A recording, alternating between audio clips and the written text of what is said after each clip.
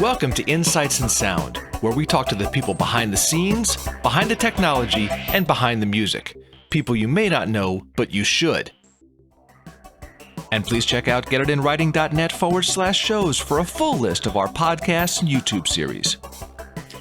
My guest is composer, producer, DJ, engineer, musician. His name is Bobby Summerfield, and he's had a very interesting and circumlocucious career. His credits include working on one of my favorite records, the Johnny Clegg album with Savuka. I know you've also engineered for Paula Abdul, Foreigner, Carole King, Harry Belafonte, which I find fabulous, absolutely. And you know, you've kind of bounced all over the place. You grew up in South Africa. You lived in the States for a long time, and now you are down under. And you treated the internet last year to your adventures being quarantined for 2 weeks in Australia. It was fun. So let's get into a little bit of your background, first of all, because you've had as I said, a very circumlocucious and interesting career.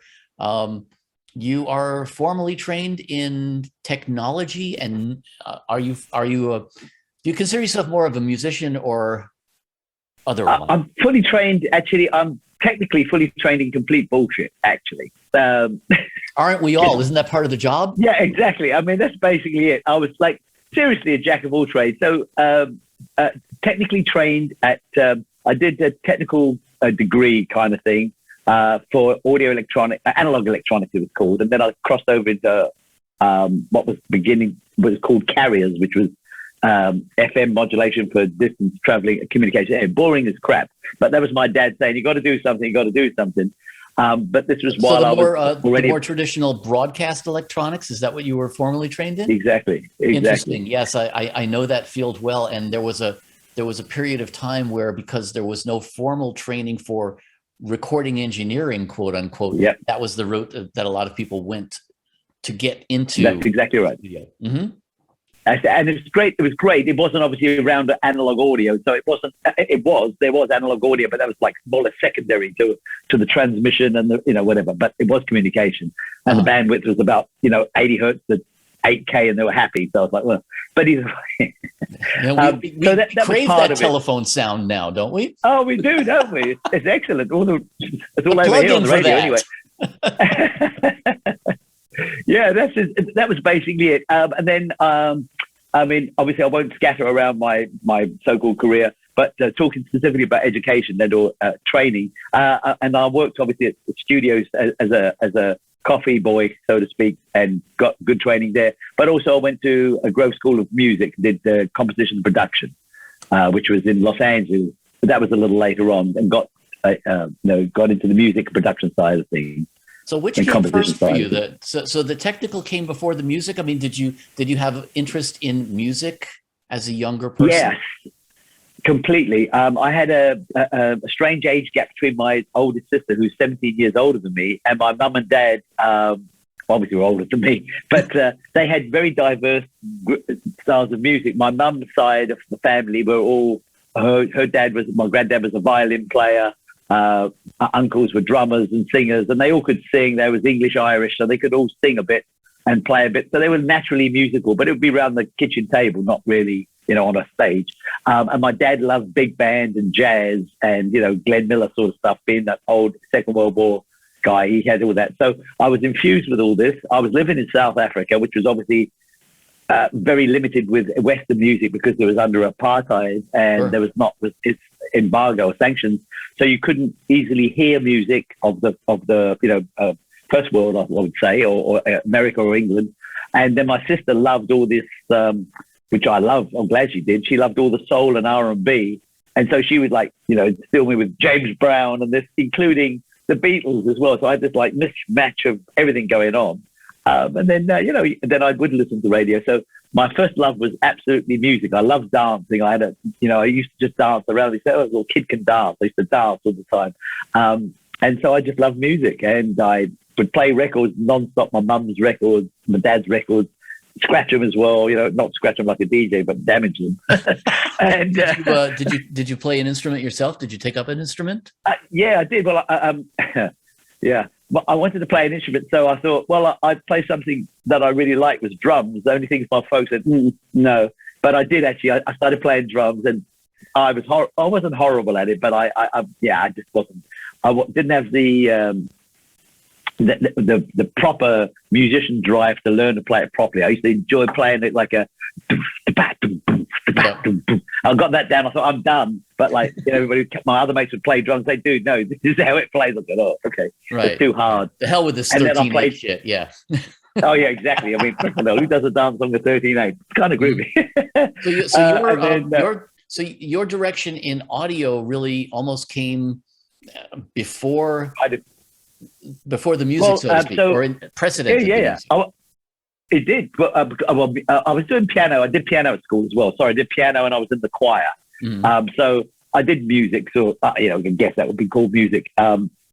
But yes, I was a hobbyist. I was an electronic hobbyist. I got into at about 12, I started blowing up things. Although I started fixing things eventually. I was just an inquisitive kid, like lots of kids are, right? Fixing my mum's Hoover, vacuum cleaner, fixing the radio, breaking the television, fixing something, getting electric shocks. But I eventually got into left over. Yeah.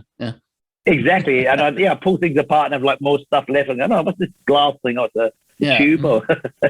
Anyway, but my dad encouraged me and they got me a subscription to Elector magazine and Everyday Electronics, which was a weekly or monthly magazine, which, we didn't have television and obviously internet. So I used to read these magazines, and there was smart people writing these magazines, and they'd have little projects in there like headphone amplifier or LED flasher or alarm or something like that. And then there'd be a thing, and then there was an amplifier. So that's how I started. I built an analog 50-watt stereo power amplifier. Preamp and power amplifier. Okay, so and then so let me connect the dots here.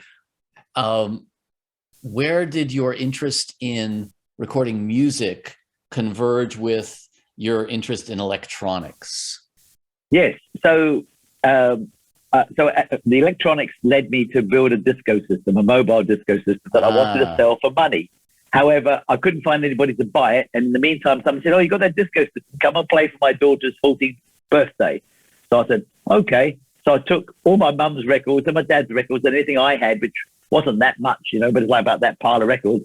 I went there, played the records, and I found that my sister's records, being the younger, obviously, were the hit sort of stuff, although they weren't as modern as what the kids wanted. But another mum came and she said, oh, this is amazing. Can you come and play for my daughter's birthday next weekend? How much do you charge? I was like, no, I don't charge anything. I'll come and do it for free. She said, no, I'll pay you. And one thing led to another. So that's how I started becoming like a little DJ dude at 14 and a half. Yeah. Okay, so then, at some point you obviously started getting into it on a more professional basis. These were obviously the seeds of that. Correct. Then suddenly you were working in studios in South Africa. Now that's, that had to have been a very sort of closed and elite group at that point in time, especially with apartheid. How was that? How did you manage to crack that egg?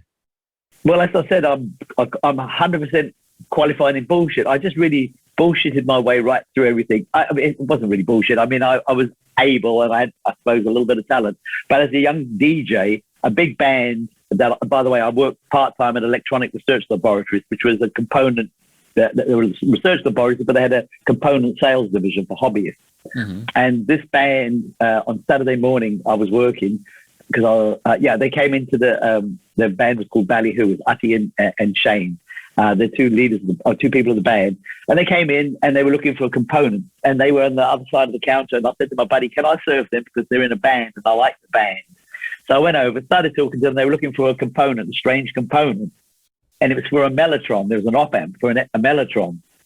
The keyboard player's mellotron wasn't working. He said it was distorting, and somebody said this was broken. I said, "Oh, that's a 741, but you want to replace that with a 3355, I think it was, or whatever it was at the day." I said, "It's a cleaner thing. I can do it for you if you want." He said, "Really?" I said, "Yeah." Oh, you are really trained in bullshit. That's good. Bullshit. And I'm thinking, fuck, I haven't a clue. I've never seen Although I had seen the inside of a Mellotron schematically, I just saw the block and I knew what it was. It was like a basic tape playback with a preamp and a bloody power amplifier and you know, not power amplifier, but a minus 10 or plus 4 output. So I thought I could bullshit my way through this. So I did. I went out there and I buggered it up, but I eventually fixed it. He's like, dude, that's amazing. Do you do this? I said, no, I'm a hobbyist, but I'm actually a DJ. If you ever need a DJ, give me a shout. He's like, well, no, my brother's the DJ, but either way. Ironically, about 7 weeks later, his brother had a problem with his girlfriend or whatever, and he left the band to go off. And he said, hey, you said you're a DJ. Come on, then come and audition. So I was shit scared because there's 2,000 people all, and they were one of the biggest bands in the land at the time. So I went down, trial by fire. And it's a long story, but this is how I got to doing sound. Anyway, so the DJ box was next to the band. I had to play the music, play records, vinyl records, keep the crowds entertained while the band wasn't playing. And when the band would stop, I'd get the energy up, keep them dancing and drinking, and keeping the club members, the club owner happy. And also when the band stopped playing, obviously I didn't play, but then their mixing desk was here. So the bass player who did the sound, Fergie, who's my mate, he says, hey, do me a favor, that yellow knob, when we played this song on this beat, just turn it up and then turn it off. Can you do that? I said, yeah, sure. It was an echo. Hello, hello, hello, hello. Okay, cool. And then I started listening to things. I think, well, that should be. And I thought, oh, bass, that's a bit soft. Kick drum, that's a bit loud. And then I started buggering around. And then, anyway, so that was basically it. And it was a tiny little 24-channel live mixer. So long story short, I got a crash course on doing live sound, by the way, from the side of the stage. But I would go out into the hall and listen and go, oh, go back and listen and tweak and go back and listen. And, you know, they said, look, we don't mind you fucking around, but don't turn that so it feeds back. Don't do this. Don't do that. Don't touch the monitors. Don't touch the gain. Don't touch that. That affects the whole volume. I was like, oh, okay. And then I started getting interested in looking at signal flow of mixers. So I started to get a decent background into it. And lo and behold, then they went on tour and I did all the live shows. And then I DJ'd for them. And then I started, you know, I even did a single with the band as a singer for fun, as a gimmick, because I was sort of like a flamboyant DJ. I used to roller skate and dance and play a little keyboard along with the music and that sort of shit. So that was it. So bullshit. And so I got into I had the ability to do a live sound quite intensively for many other bands as an engineer, because I started getting good sounds, I guess, because I was been playing club music, and all the music in those days, I mean, all the music sounded really good because it was international music. So you had to match the stuff. You listening to foreign, or you're listening to a rock band that's been produced in the States or England. Like, they sound good. How do you make it sound like that live? And, you know, so. Well, you know, you bring up an interesting point, though. I mean, I know we're making light of it and saying, you know, it's all bullshit and everything, but there is a certain amount of serendipity there, you know, which I think is always important in terms of, you know, the way your career has unfolded has a lot to do with just allowing yourself to be present for certain opportunities, right? I mean, all of these things that you've just described are really just situations that, you know, could have easily passed you by, like being late for a bus, you know, but you happen to be in the right place at the right time and were willing to do the work. Oh, I absolutely worked my ass off. And as I always say, I mean, it is lucky. Everybody, you know, it's luck. You know, you turn left and then you didn't turn right and a bus came and didn't kill you, killed someone else. But when it comes to career sort of things, I think it's, you know, luck is preparation meets opportunity. And also at a youthful age, we all got more bullshit in us. So we're like, hi, can you fly up? Yeah, fuck, I fly all the time. Where would you like to fly to? Yeah, okay, great. When we're young, we are not just indestructible. We are, you know, we are all knowing. You know, we don't know anything about what we don't know yet. You know. And great, I'm glad, because obviously I meet young people all the time has as much bullshit. I love it for it. I'm like, yeah, dude, you have no clue.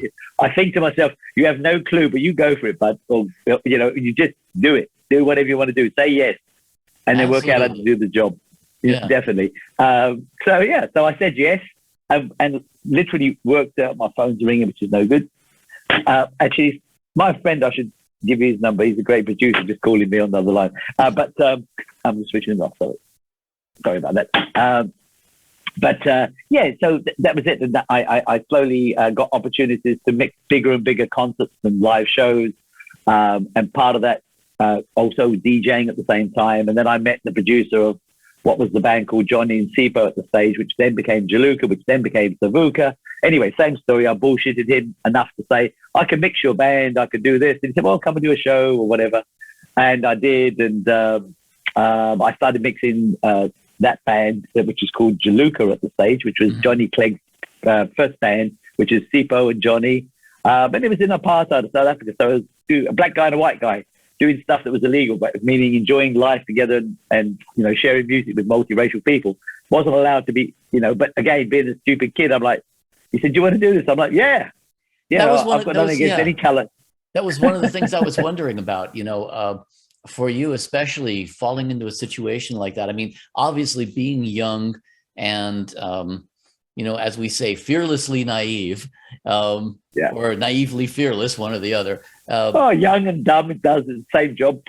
We're all willing to just take a chance, and that's one of the things about it. But did you realize how monumental that was at the time? I mean, because Johnny Clegg's material in particular, there are very few artists, save perhaps like Midnight Oil or a few others, who really, they don't write love songs. They write world-changing political songs. And Johnny Clegg was one of those. And did the significance of what they were doing as artists, did that even register with you at that point?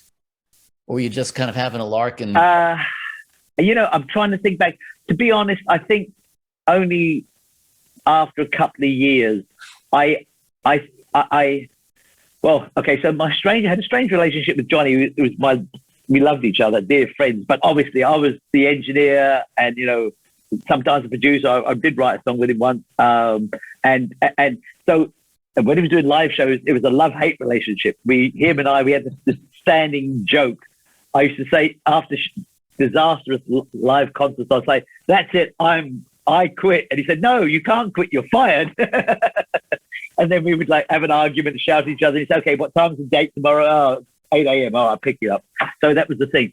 So I didn't really appreciate the monumentalness of doing it because I was kind of in the trenches doing it with him. Like you alluded to earlier on, that lots of times guys and girls behind the scenes really do the work in the trenches. And then it was pretty nasty work in as much as it was a traumatic experience for a lot of us in the band, both black and white people. But I'm using the race card, just talking about color now, because it was under apartheid, under a white regime in South Africa. And Johnny's goal and Sipo's goal was to play for multiracial audiences. The white people said, no, you're not playing in our white audience halls. So obviously Johnny said, well, that's all right. We're going to go and play in the black audience halls. And we did. We went to the townships. The townships were, essentially were migrant workers that lived outside of the big white cities. And they didn't have a great deal of money. They were very repressed, depressed, and pissed off generally with the white way they were being treated. So we'd go out there with a multiracial band to bring them joy and love and spread a good message. And for the most part, it was beautiful. However, lots of times, being a white guy and mixing in the center of the hall, or I'm the white guy that literally stood out in amongst the majority of black people. There were a few white people that came towards the end after, but for the first 4 years, I was the only white guy in the sea of 2,000 black people.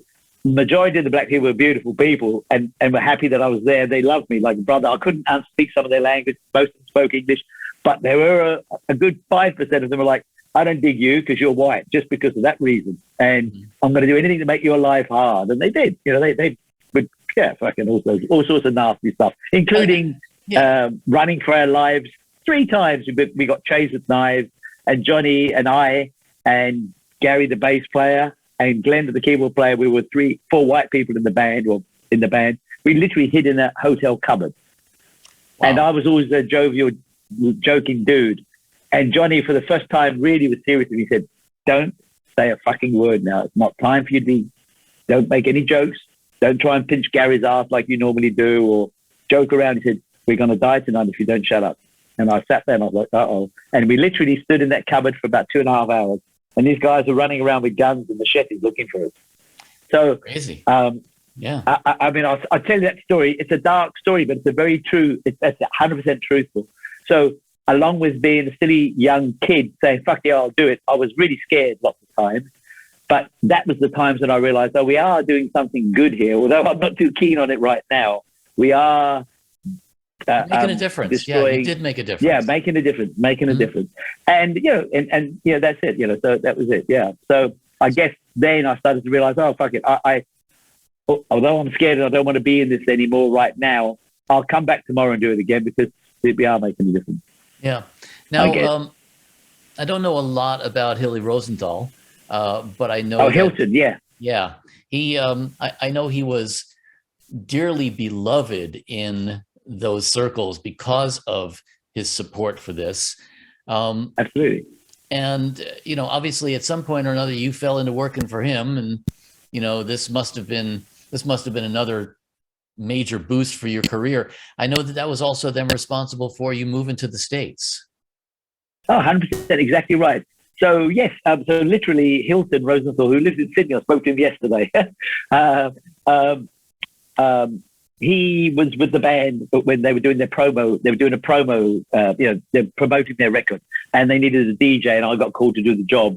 I got substituted. I subbed for somebody who didn't want to do the job.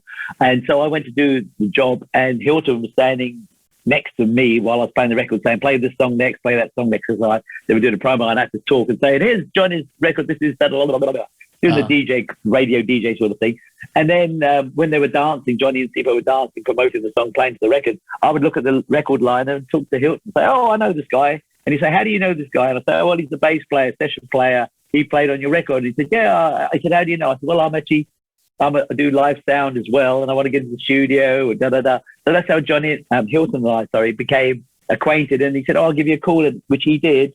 And then I built a studio for him in South Africa, which we then recorded all the Johnny Clegg and Savuka records in. And that's how I got to work with Hilton. And he had a record company called Mink Music Incorporated. And I started working for him, and then he employed me as a house producer, writer. And that's what I did. And I was a program. I got to program all the stuff. And I programmed, I did most of the, I'll say 80% or 70% of the programming and the synthy stuff on Johnny's records, which weren't not playing, but all the sounds and the technical sides of it, and the MIDI and all that stuff, because MIDI was new then. It was 81, 82, sure. I think. Sure. Yeah. DCB, there was DCB connectors or MIDI. You didn't know which one to use. Oh, MIDI, let's try this one. The dark ages of MIDI, yes. Yeah, the dark ages. Yeah, and that was it. And then of course, because of Johnny's, we did a record with Johnny called Third World Child, and he got a lot of international awareness because of the music and because of the message. He did really well in France and broke out in England and obviously got to America. And smaller people, artists got to see it. Joan Baez, I think, heard it and whatever. And of course, Paul Simon was one of them. And he called Hilton and said, we'd like to use this band or those members or the people that worked on that record to do my record. And he came to South Africa, and Hilton facilitated it. And then I got to meet everybody and they used all the group of people that Hilton and I knew and Hilton organized. And then after that, Paul Simon said to Hilton, hey, maybe you should take your crew to America and set up a studio there, and I'll help you. You can start working with artists for me. And Hilton said, well, I'll take Summerfield because I was his guy. So Hilton took me, his company, Hilton and I, literally, we got on the plane together with our families and buggered off to LA. And we found the studio, and I built the studio for him there. And then we continued doing Johnny Clegg records in America there.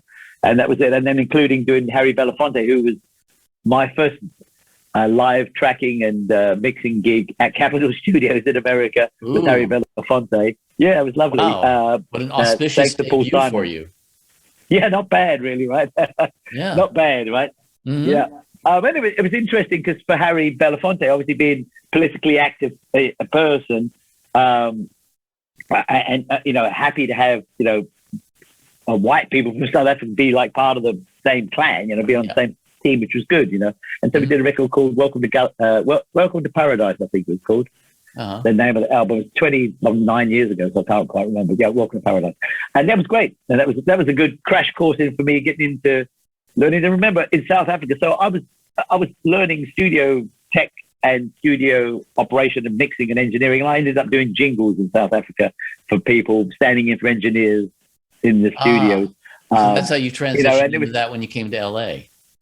Exactly. Mm-hmm. Exactly. And it gave me good chop skills because I learned how to engineer quickly. It was like, first couple of sessions I was horrendous because inline consoles compared to live consoles, like, that makes sense. The sound comes in, goes out the buses and out the speakers and people dance. Okay. What's this one? It comes in here and goes out there. This little slide does what? Hey? Exactly. I won't bore people with it. And then there's the whole different mentality of working in the studio versus working live. Live, you basically just have to get it and get it right now. Whereas in the studio, you can just beat something to death, At the same time, there's different requirements in terms of the type of atmosphere you're creating for an artist in the studio versus what's going on live. So, that must have been a huge transition for you to really be, first of all, working more in the studio than live. Second of all, have transitioned from the culture of South Africa to the culture of LA and the studio world in LA. Yeah, it's absolutely. You bring up a good point, and it's something I've just realized talking to you. I think I'm so happy that I did live sound first, then studio sound. As opposed to the other way? Yeah. Other way around, because seriously, I mean, other than also I was a PA tech as well. I used to do timelines and all that sort of crap because I had to learn to do that as well because you learn to fix or die. That's basically it. So, and different size concerts, like some shows we do like 1,000 people, some shows be 10,000 people. One show we did was 124,000 people. That was massive, like really with not much PA, so not much tiny timelines and single course. But anyway, as you well know, doing a live show with multiple bands coming on, it's like, okay, what the hell is that sound? Oh, that's the guitar, that's too loud. Okay, that's bass, they're bang, too much top on the snare, they're bang bang. You're like cranking. So when it comes to doing studio work, you're like, really? I've got like 5 hours to get a snare drum sound? That's a bit boring, isn't it? But you obviously don't realize the subtleties of, but you could put a ribbon on the bottom of that, and then you could put a 57 on top, and then you could put like a distant 414, and then you could, they're like, oh shit, can I? And then you can pour some goop on it later on and give it a whole different room sound, and all of this different stuff. And then the other aspect of it that I was alluding to, aside from the technical aspects of recording, is that you've got a situation where live, there's a built-in excitement because you're surrounded by all your fans. Whereas in the studio, you've really got to be creating this environment that is conducive to that process, to the creative process. And that is a whole other set of challenges. Absolutely. All my favorite producers or favorite records, which are in the studio records, are generally done with like the Quincy Joneses of the world that know how to get a performance out of an artist or know when it's right and to leave it alone. Yep. And just beautiful. I mean, other than beautiful, talking Quincy specifically, beautiful arrangements and just musicianship beyond, but not that so much, but just like a beautiful performance on tape or on a recording. So that's just worth gold, because live concerts certainly are really, really good with all the warts as well, out of tune notes and bum notes and feedbacks and whatever that is. That's really good for excitement. But when you can achieve something that's beautifully sounding in the studio, that's work of art, absolute magic, work of art. And there is intangible stuff that happens. Like, dude, that performance is brilliant. I don't care. You said, no, I was like sneezing or I had a stuffed nose. They're like, don't touch it. I'm not touching it. No, leave it alone. Go away. That's a producer for me. That's a producer. It's like, dude, that pocket was great. Yeah, you sped up at the end, but that fill was a bit dodgy, but yeah. And then, the interesting thing for you then is adapting to that role as the engineer, sort of the left brain to that producer's right brain, as it were. Absolutely. I think that's something I think we all battle with, but it's very hard to leave good enough alone. It's like, well, okay, that's good. That's really good. But you get confused about how something feels. You go, yeah, I really dig this because you're cutting it late at night. Everybody's had red wine or a doobie, and you're like, yeah, this is really good. Come back next morning, it's not that good. Or it is better, or however. But also knowing, don't ask them to do it again.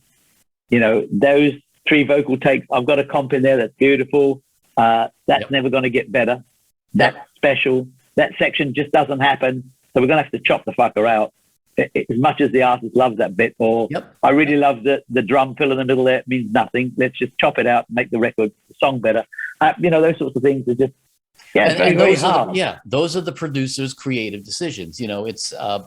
It's the ability to see the entire thing from 30,000 feet and say, Certainly. It's not about just this little part here. It's not about your guitar tone or how the snare drum sounds. Yes, those are all important aspects, but, can I listen to it for the first time after I've heard it for 30,000 fucking times during the mix? That's true. I hear it again for the first time to have that feeling of, here it is as a cohesive thing.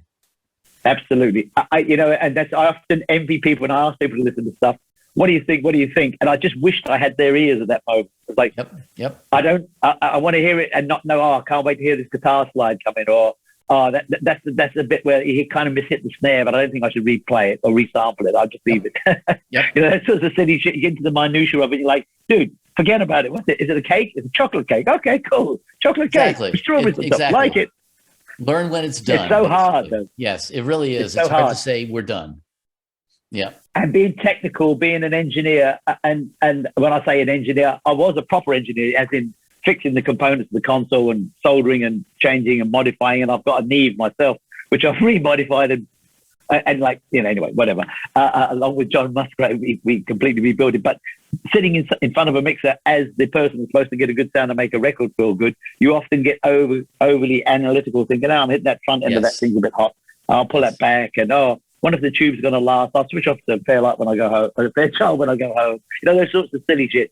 And you're like, dude, does it sound good? Is it a good record? Is the vocal too loud? Exactly. Is it too sibilant? Yeah. Exactly. Because ultimately it's all about the performance, isn't it? All about it. All about the performance. And if it's, give me a brilliant song and a crap recording, I prefer that too. I mean, I listen to, what's Lady Marmalade? I always use that as a yardstick. Voulez-vous coucher avec moi? That performance on that record is just sick. And it's not the best sounding record. It's like distorted and crunchy and sounding like Muscle Shoals records and those sorts of things. And, tons of records anyway. Go back further, Beatles. But it's just like so good. It's like, do not touch it. And then you get covers of them done today. They're much better and brighter and louder and more in time. It's like, don't mess with the original. Absolutely. Yeah. So I want to redirect you a little bit to what you have been doing in more recent years. You got into a whole lot of jingle work. Now, again, it's not just a different kind of quote unquote product, but it's a different mentality in terms of how the creative process works.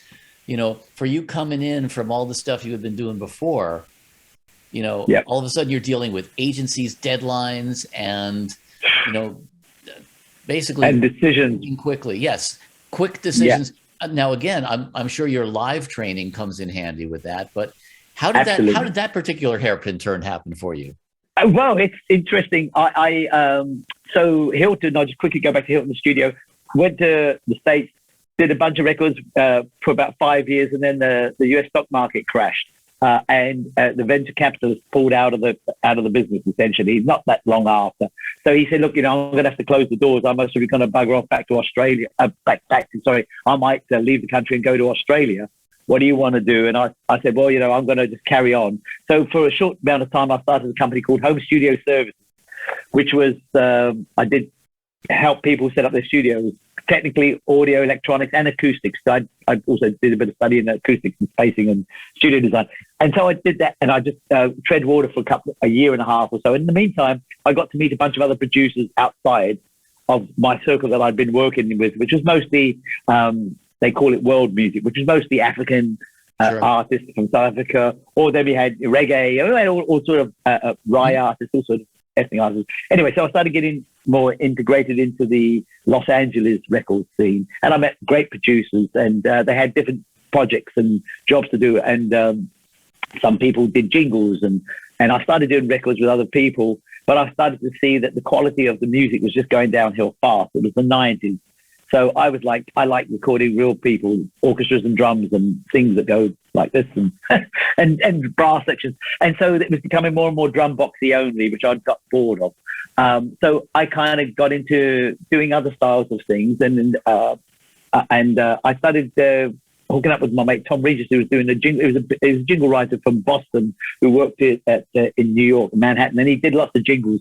And he came, he was my mate, and I did a couple of demos with him. And one of the demos he did was for General Motors, and he said, "What do you think of it?" And I said, "Well, what is the brief?" And I didn't really know what the brief was, but I'd read them. And I said, "No, I don't think you hit it. I think it should be this sort of thing." He said, "Really?"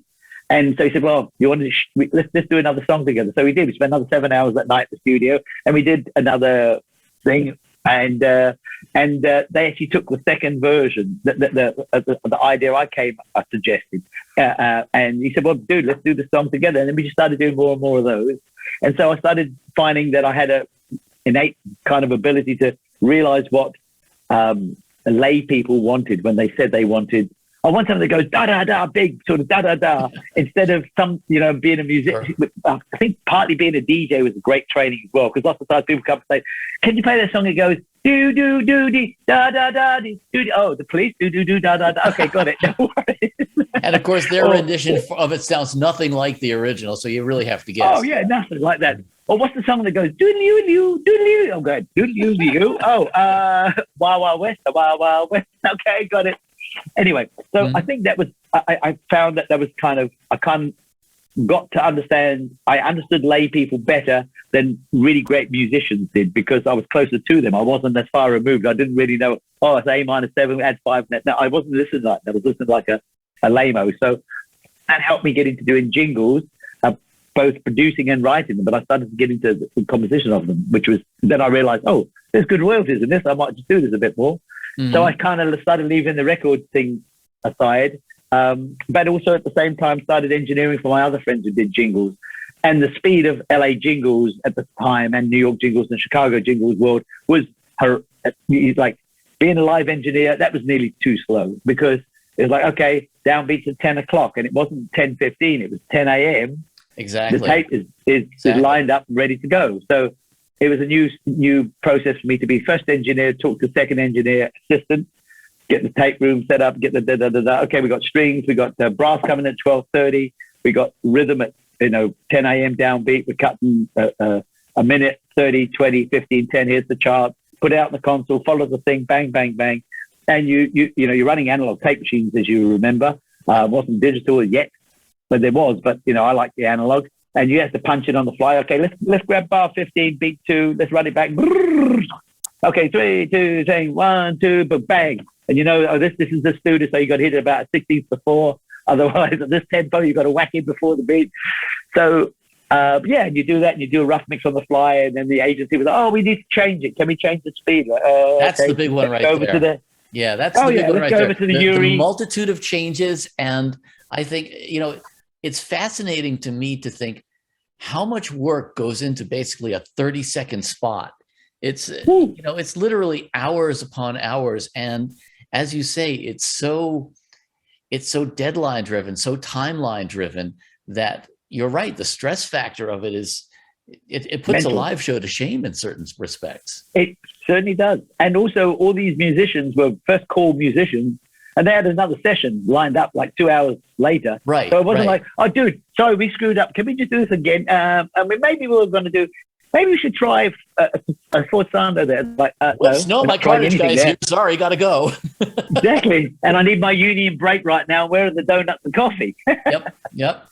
Well, it's bagels and cream cheese in the morning. But yeah, it was beautiful. I mean, what a great training that I wish younger engineers these days even knew the, not the stress level, but it's brilliant. It gets, when I say it gets your shit together, as you well know, it's, you get your chops, you're may not have the best sounding jingle in the world, but you got it finished in time. And that was really good. And be excellent today and, brilliant tomorrow. It's fine. Just do it now, get it done. And having, and just working with, Los Angeles, that's what I love. Los Angeles. There's lots of parts of it I don't like, but the musicians there, the best in the world by far. The session musicians, just beautiful people and just immaculate players. They're so good. It's interesting that you mentioned that, though, as far as the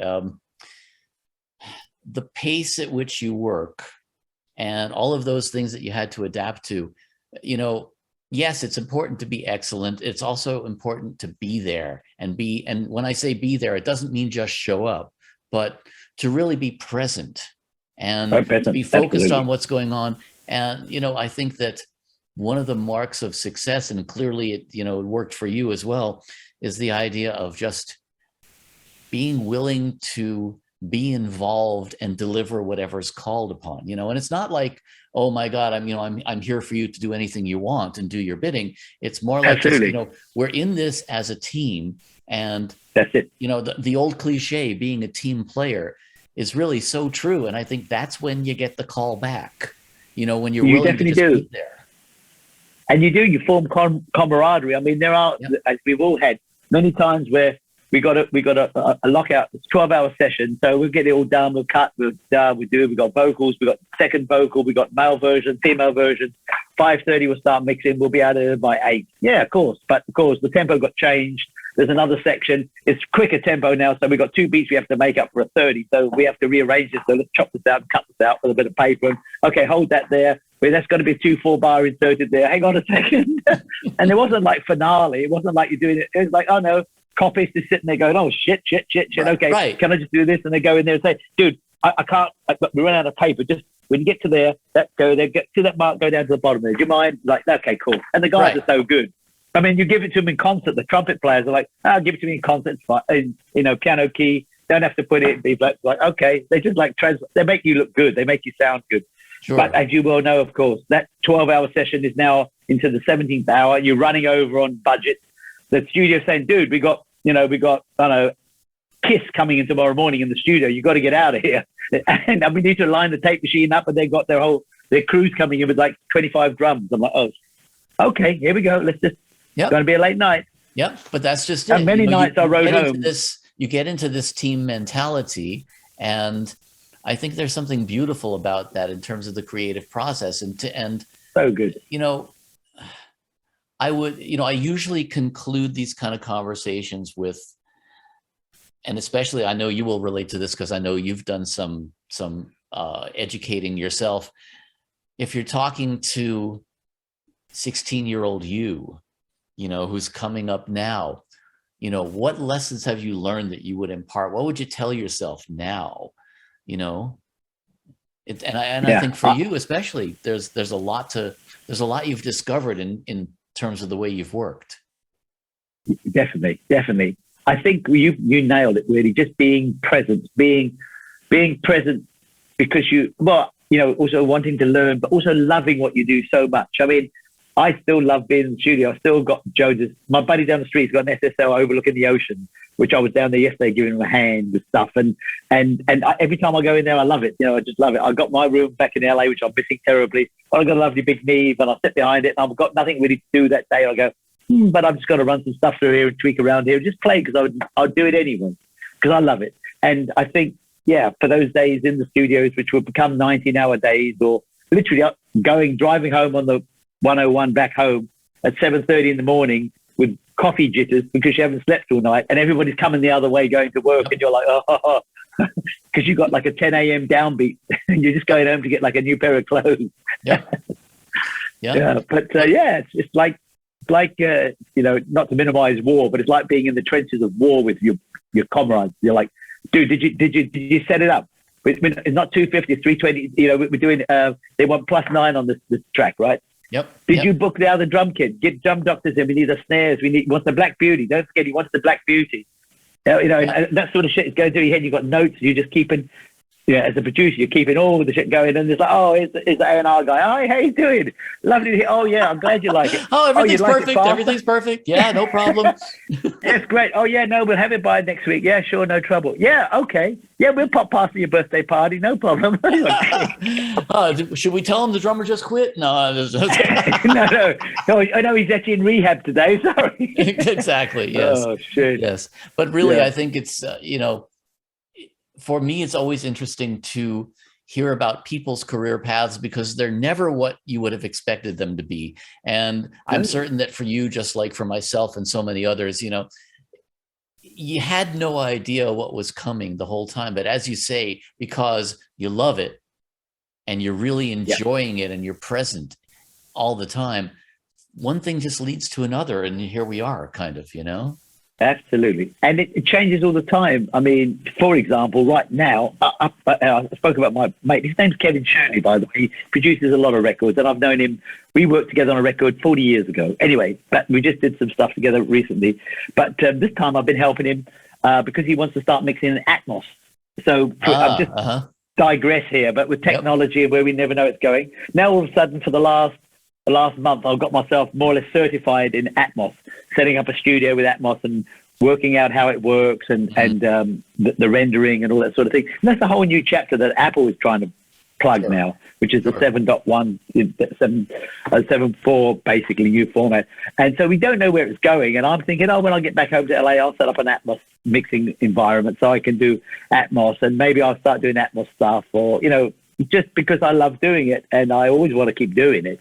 Oh, sure. And it's a whole new way it's a whole new way of approaching things. And we always love new ways of approaching things, new problem solving, new toys, all that stuff, Absolutely. I think the only thing, to sound like an old guy for a second, because I am, but either way, I just do really miss the performance aspect of records, of live, I don't, they can sing over a drum box, that's fine, but just the performance of it. I wish records had more of a real performance, or at least I wish producers wouldn't remove the performance and make it sound like a computer playing the stuff. Yeah. For the most part. I mean, I agree. And I don't mean, obviously blues records and jazz records still get done that way. It still sound organic, but even so, I do appreciate that. Even live concerts, I love all the live sound and lights, but it's all got to be synchronized. So it's all done with time code and it's all done to a click. So everybody's sitting there playing well to the click, but it just doesn't have any, it does, but there's less mojo going on. Like you see a Prince concert that didn't have a click, or the Police that didn't have a click, or lots of them that just like, wow, the shit just runs and it's beautiful. It's true. It's all about being in the moment once again, isn't it? Yeah, it really is. Really is. Nice. Yeah, brilliant. Bobby Summerfield, thank you for being my guest. It's been a pleasure. Daniel, my pleasure, mate. Lovely chatting to you, mate. Hey, I'm Daniel Keller. Don't forget to hit the subscribe button and join us each week for Insights in Sound.